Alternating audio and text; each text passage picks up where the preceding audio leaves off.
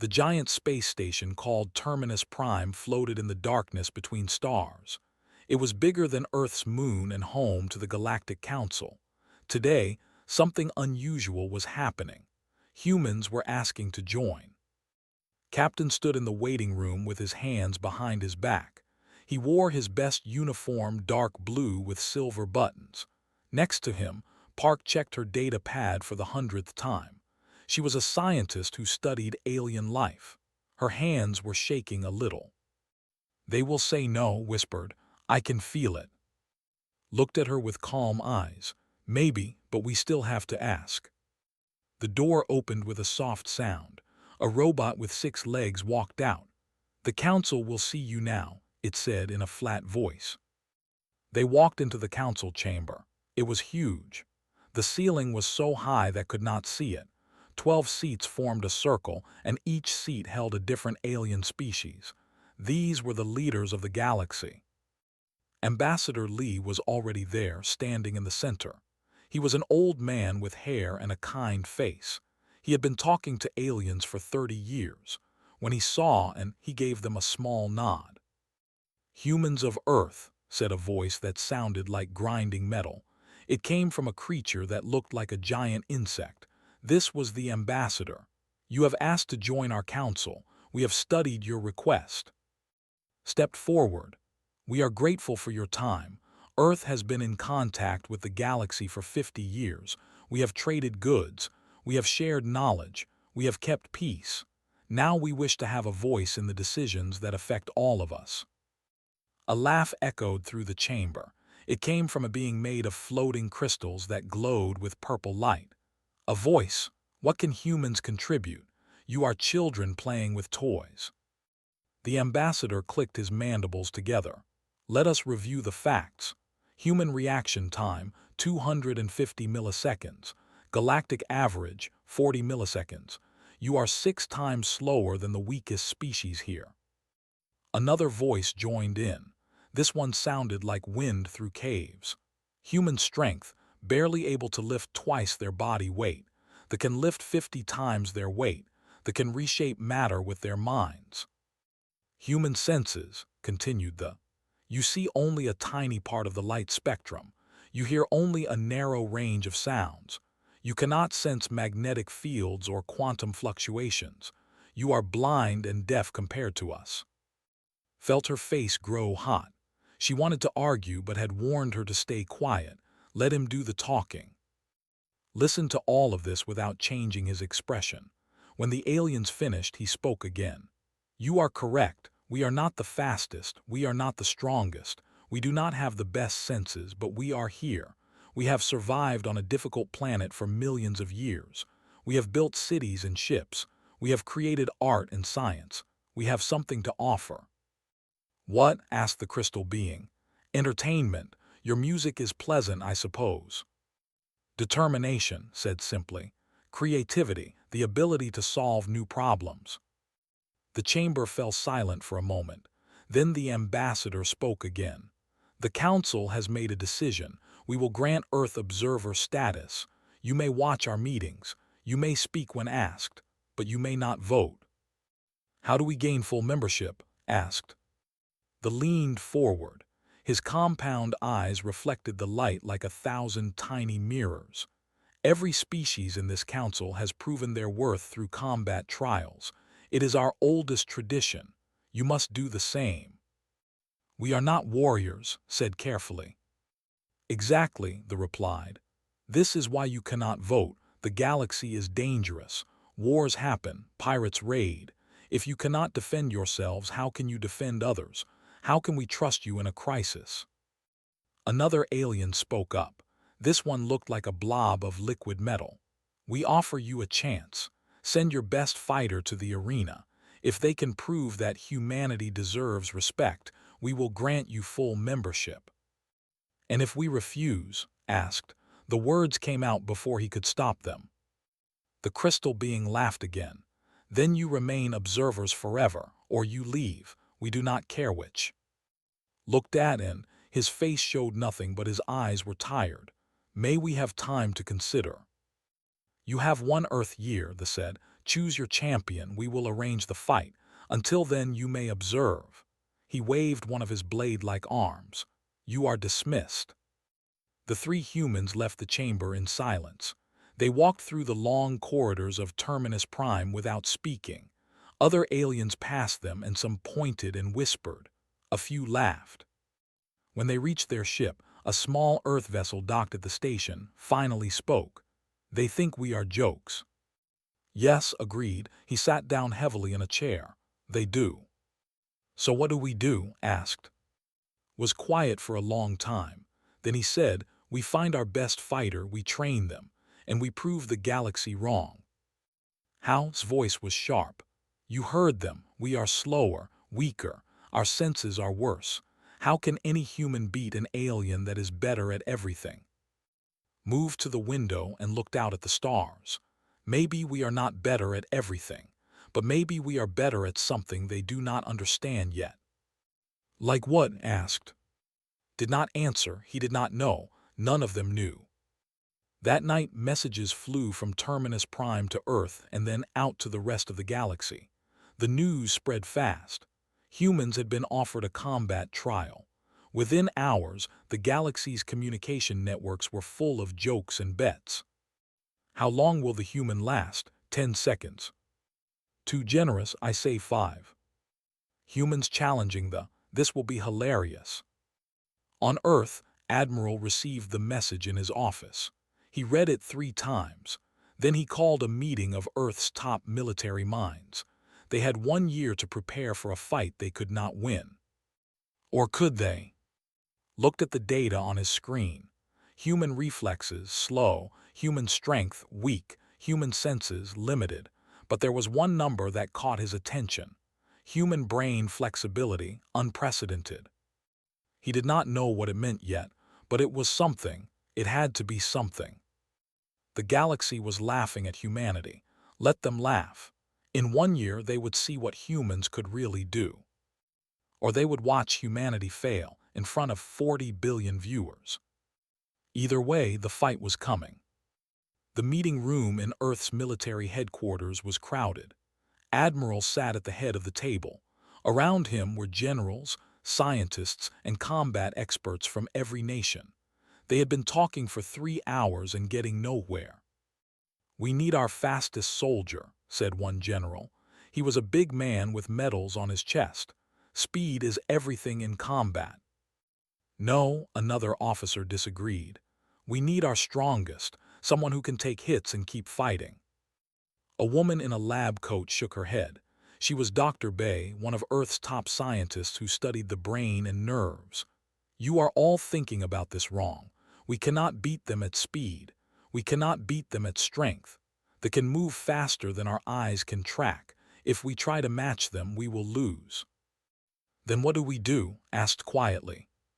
Stood up and walked to the large screen on the wall. She pressed a button and numbers appeared. "I have been studying something for 5 years.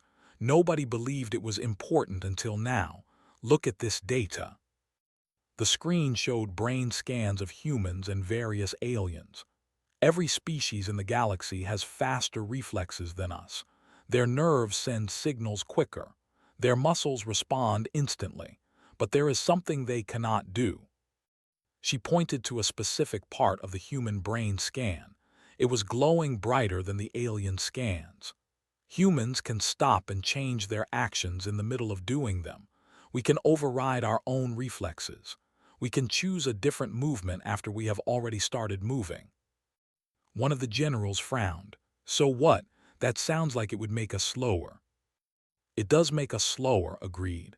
"But it also makes us unpredictable. Think about it. An alien sees danger and reacts. Their body moves before they think. It is automatic. They are fast, but they are locked into patterns.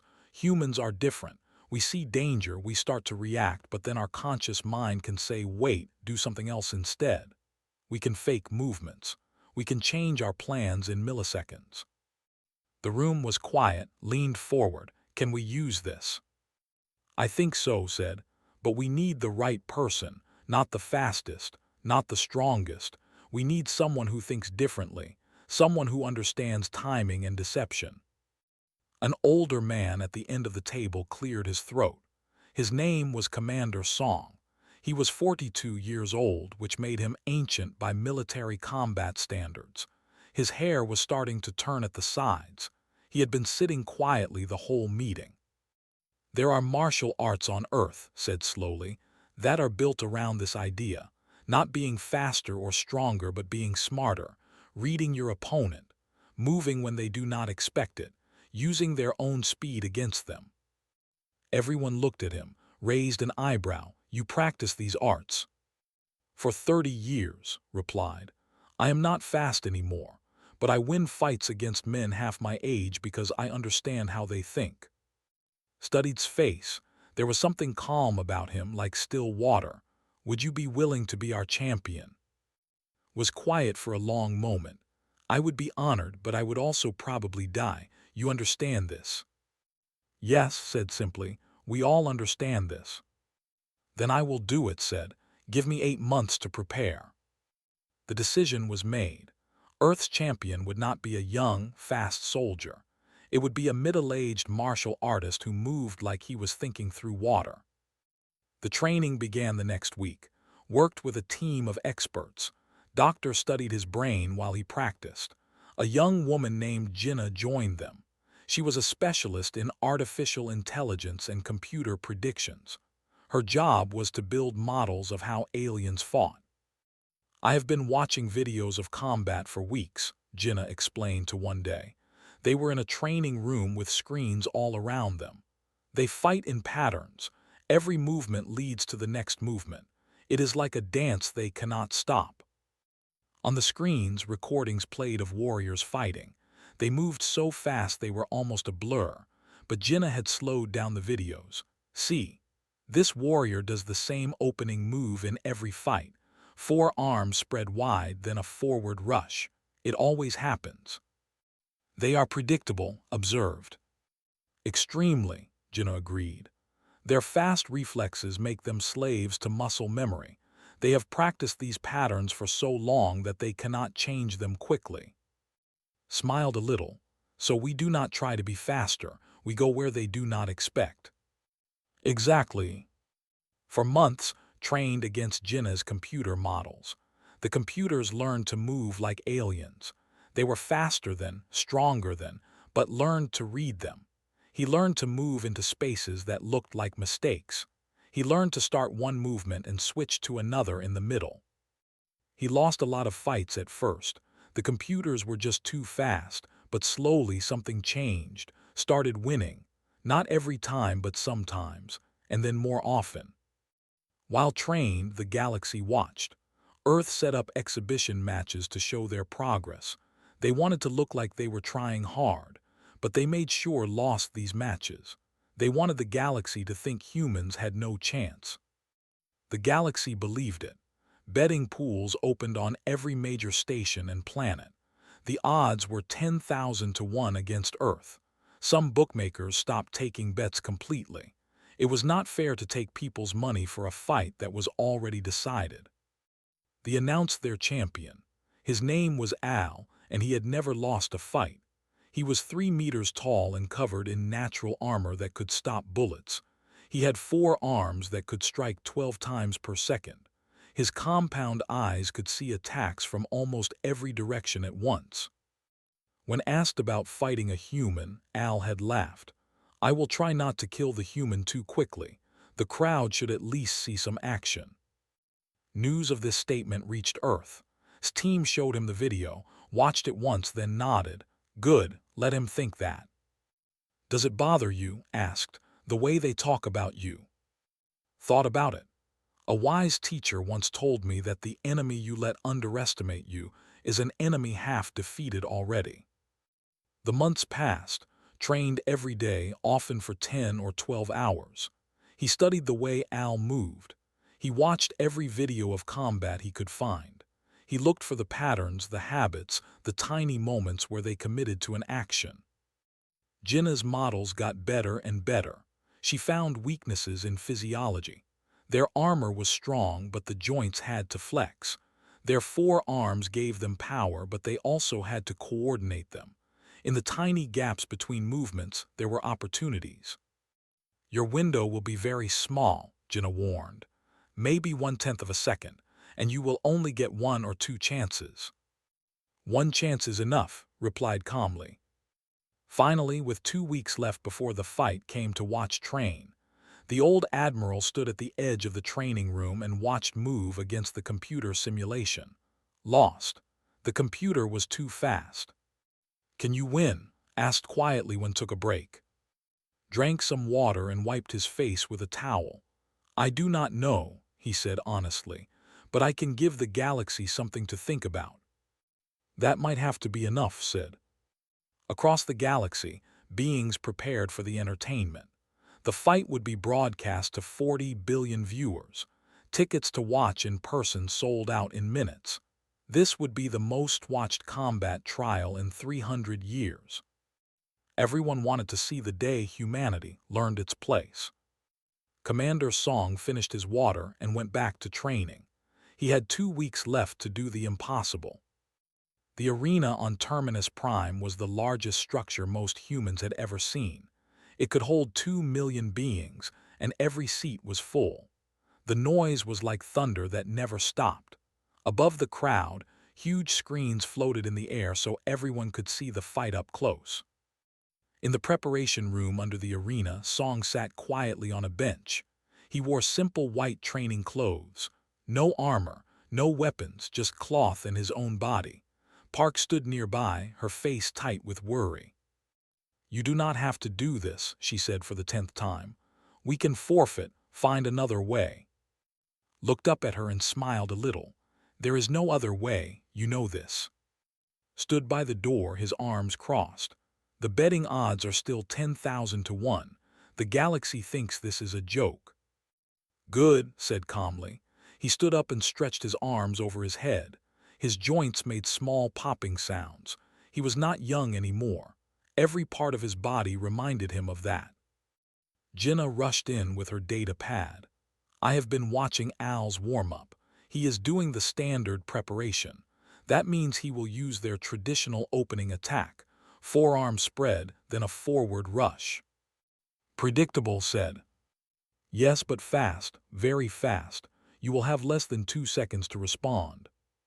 Nodded, I know. A voice echoed through the room. 1 minute to combat. Grab's hand, please be careful. I will do my best, he promised. The door opened. Bright light flooded in and the sound of the crowd became deafening. Walked out into the arena. The ground was smooth stone. The space was circular, about 50 meters across, perfect for a quick fight. On the far side, another door opened. Al walked out and the crowd went wild with cheering. He was massive, 3 meters tall, his body covered in dark blue armor that looked like it was made of metal. His 4 arms ended in claws that gleamed in the light. His head was insect-like, with compound eyes that seemed to look everywhere at once. Al saw and tilted his head. Then he made a sound that might have been laughter. The crowd laughed too. The human looked so small, so weak, so slow. High above in the council viewing box, Ambassador Lee sat next to Admiral. Neither of them spoke. What was there to say? A holographic referee appeared in the center of the arena. It was a projection of light, not a real being. This is a sanctioned combat trial, the referee announced. Its voice carried to every corner of the arena. The fight ends when one opponent surrenders, cannot continue, or is killed. Do both fighters understand? Yes, Al said, his voice like scraping metal. Yes, said quietly. Take your positions. Al moved to one side of the arena. He dropped into a fighting stance, all 4 arms spread wide, walked to the other side. He stood normal, hands at his sides, breathing slowly. This human does not even take a fighting position, someone in the crowd shouted. More laughter. The holographic referee raised one arm. Fight begins in 3, 2, 1, begin. The arm dropped. Al launched forward instantly. He was so fast that he looked like a blur.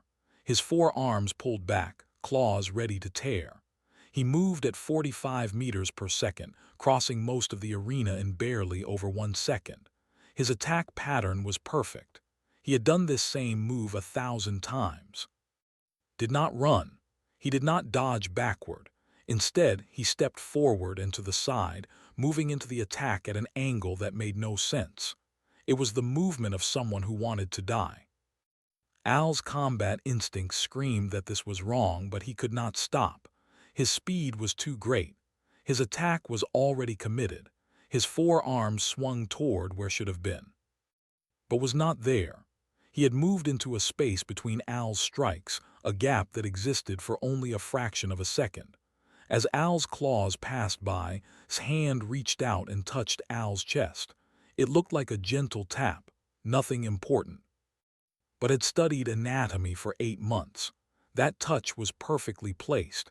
It disrupted Al's balance by just a few millimeters, not enough to make him fall, but enough to make his body adjust. Al landed and spun around. His compound eyes locked onto. This human had not done what opponents always did. The human had moved wrong. Al's training took over. He started his secondary attack pattern. 3 arms high, 1 low, a strike designed to overwhelm any defense. Was already moving before Al committed to the attack. Not faster, but to a place that Al's pattern did not account for. A place that was tactically stupid. A place where should be trapped, but was not trapped. As Al's arms came down, changed his movement mid-step. His body shifted in a way that alien reflexes could not. Where he was moving one direction, he suddenly moved another, with no pause in between. Al's strike hit nothing but air, and in that moment struck, not at the armor, not at the chest or head. His hand shot out like a spear toward a gap in Al's shoulder joint, a place where the armor had to flex.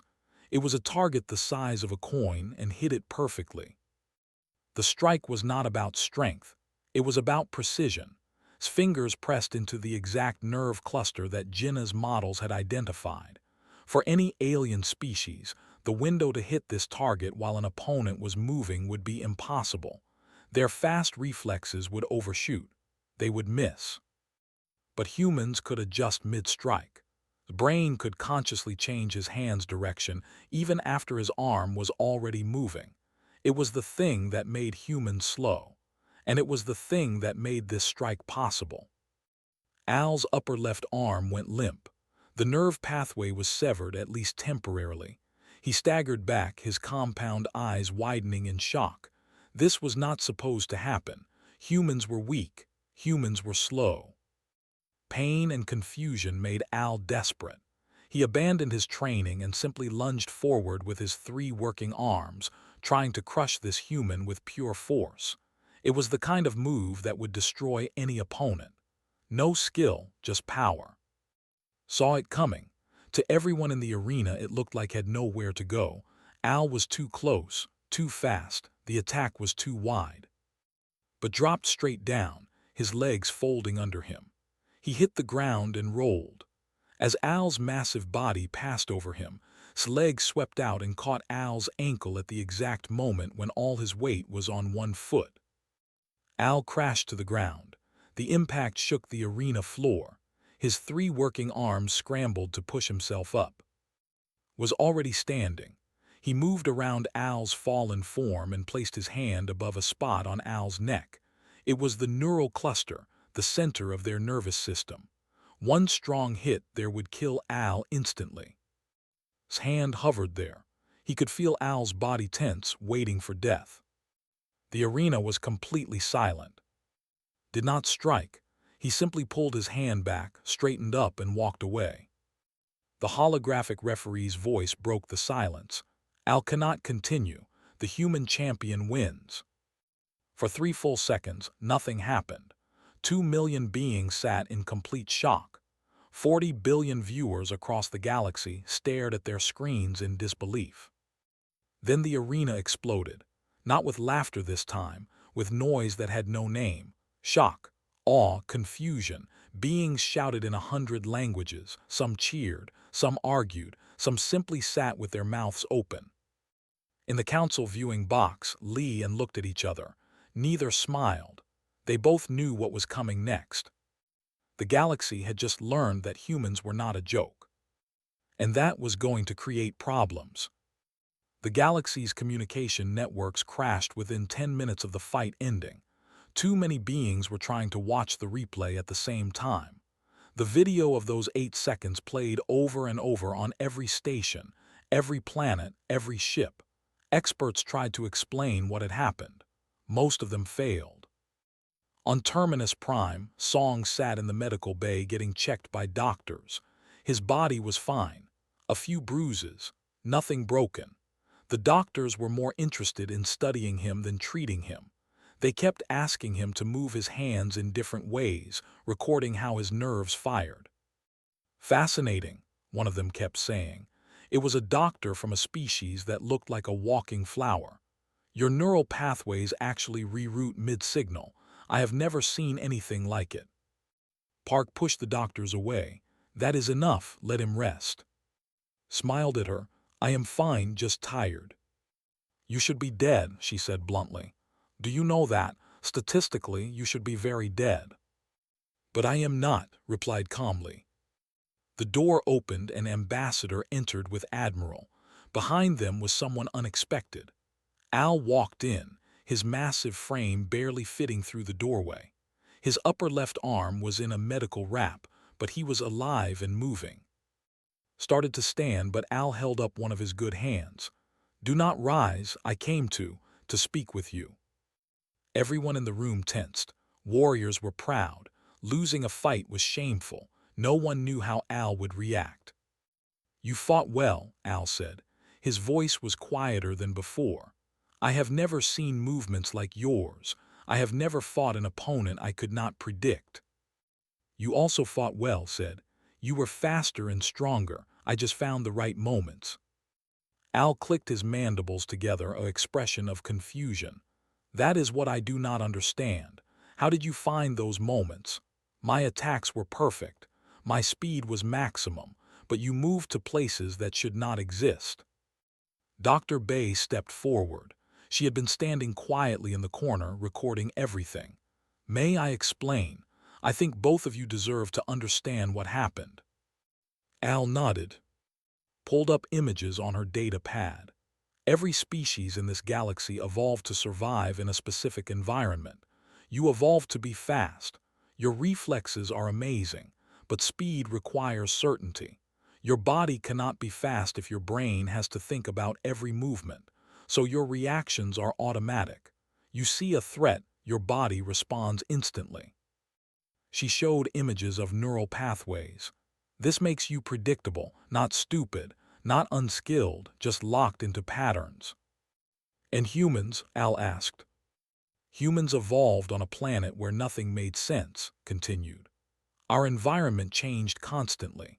Ice ages, floods, droughts, predators that adapted to our tactics. We could not rely on automatic responses. We had to be able to change our minds mid-action.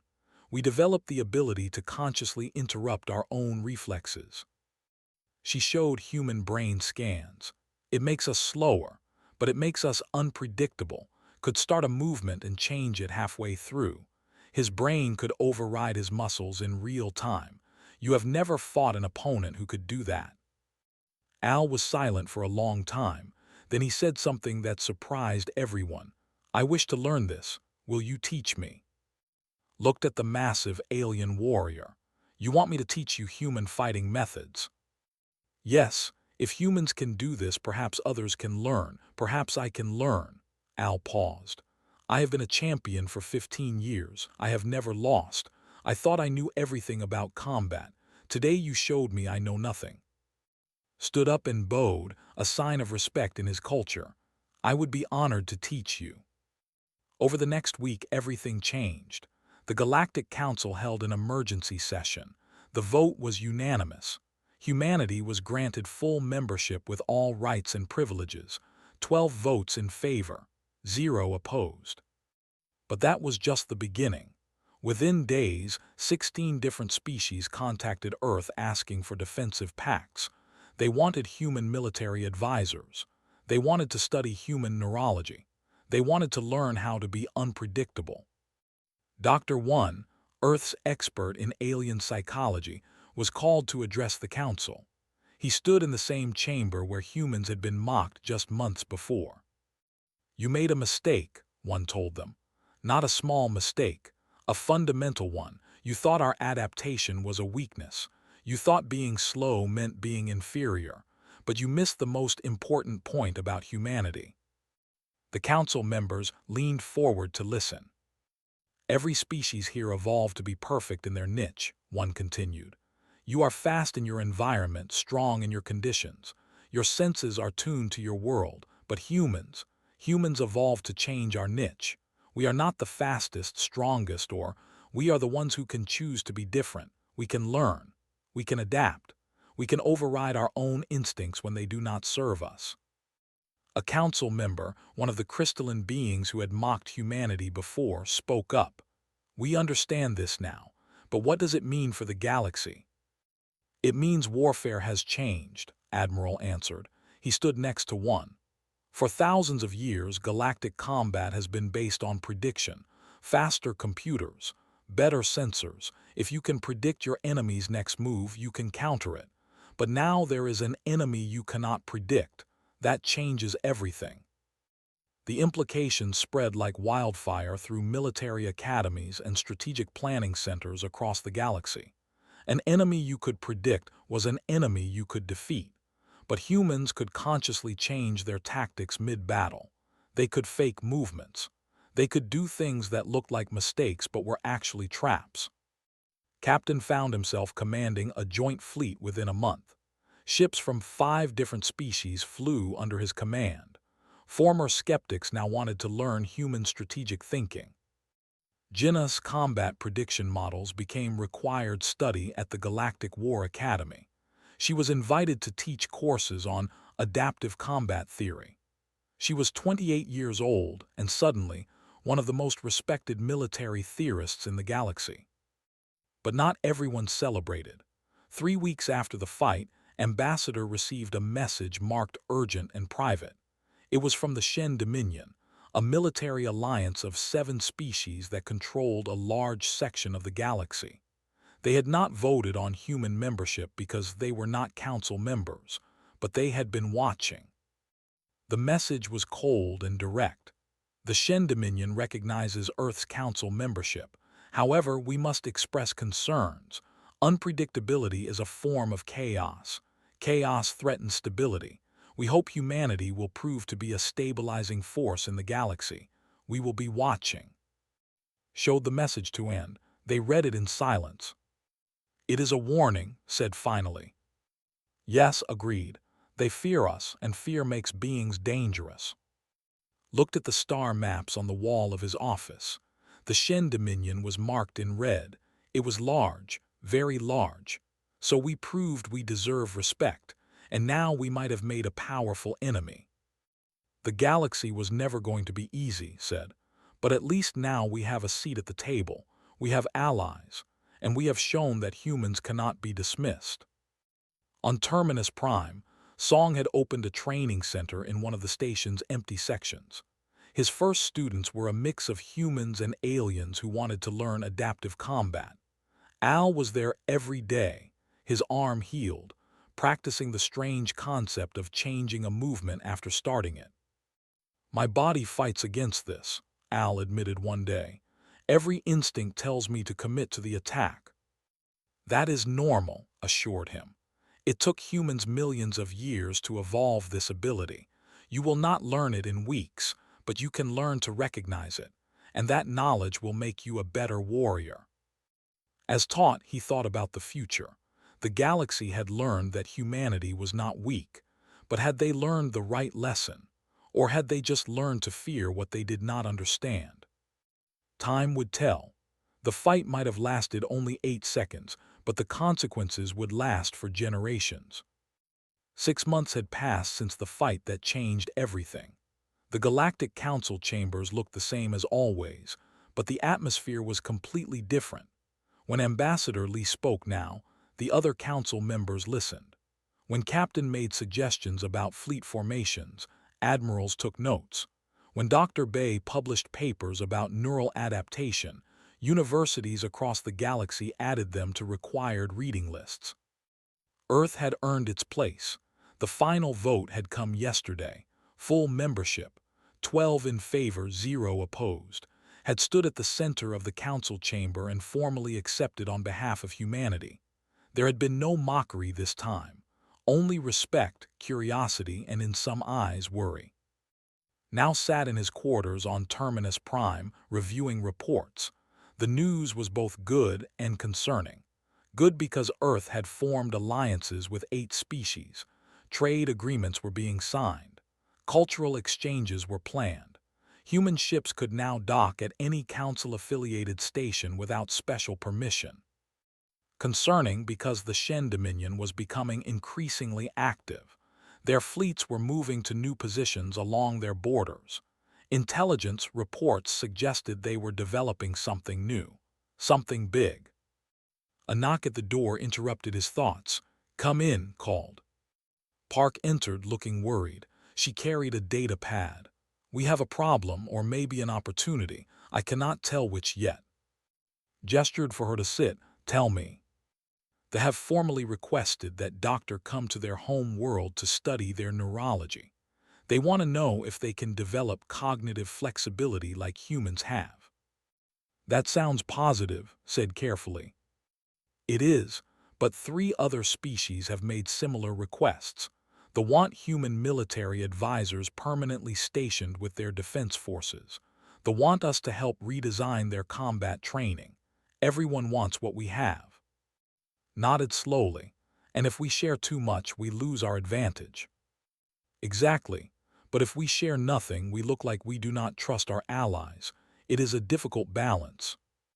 Before could respond, his communication panel chimed with an urgent priority signal. He pressed the accept button. Admiral's face appeared on the screen. "We need to meet all senior staff now," said. His expression was grim. 30 minutes later, they gathered in a secure conference room. Jinnah and one, the 7 people who had become Earth's leadership in galactic affairs. Activated the holographic display in the center of the table. An image appeared. It showed technical schematics for some kind of device. The labels were in Shen language. "Our intelligence officers intercepted this 3 days ago," explained. "We have been working to translate and understand it. The news is not good." Leaned forward, studying the schematics. Her eyes widened. "This is a neural inhibitor. It broadcasts a field that locks biological nerve responses into predicted patterns." "In simpler terms," asked. "It is a weapon specifically designed to counter human unpredictability," said quietly. "If this device works, it would force a human's nervous system into automatic response mode. We would lose our ability to consciously change our actions mid-movement." The room fell silent. Jinnah was the first to speak. "How close are they to building it?" "We do not know," admitted. "This is just the design. It might be theoretical. It might be in testing. It might already be deployed." "Why would they build this?" asked. "We have not threatened them." One shook his head. "We do not have to threaten them. We just have to exist. Think about it from their perspective. For thousands of years, they have relied on predictive combat systems. Their entire military doctrine is built on reading enemy patterns and countering them. Then humans come along and prove that opponents can be unpredictable. That terrifies them. So they fear us," said, "and they are building a cage specifically for humans." "Yes," one agreed. "We proved we could win by being different. Now someone is working very hard to make us the same as everyone else." Stood and walked to the window. Outside, Terminus Prime floated in space, beautiful and peaceful, but he knew the galaxy was anything but peaceful. "What are our options?" "We could protest to the Council," suggested. "This device could be considered a weapon of mass destruction." "The Council cannot do anything unless the Shen actually attacks someone," one pointed out. "And the Shen are not Council members. They follow their own laws." "We could try to steal the technology," Jinnah said. Study it, find countermeasures. That would be an act of war, said. We could do nothing, added. Hope it does not work or is never deployed. Shook his head. That is not a strategy, that is just waiting to lose. They talked for hours, exploring options, making plans. Finally made a decision. We do three things. First, we share some of our knowledge with our allies. Not everything, but enough to show good faith and strengthen our friendships. Second, we quietly research countermeasures to this neural inhibitor. If it can be built, it can be blocked. Third, we continue doing what we have been doing. We train. We adapt.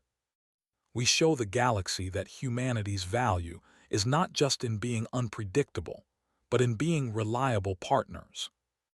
Everyone agreed. It was not a perfect plan, but it was a start.